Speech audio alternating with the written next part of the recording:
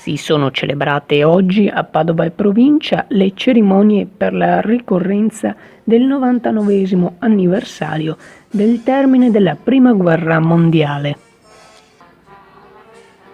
La giornata dell'Unità Nazionale e delle Forze Armate si è aperta a Villa Giusti, dove il 3 novembre 1918 venne firmata la resa dell'Impero Austro-Ungarico.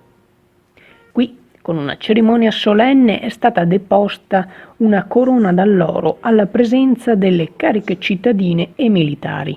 Di ricordare quanto è accaduto in passato per evitare che si ripeta ancora. I festeggiamenti a Padova si sono poi spostati nel piazzale antistante il municipio, dove è stata posta un'altra corona d'alloro ai caduti. Una terza corona è invece stata posizionata dal presidente della provincia Enoch Soranzo nel Palazzo del Bo.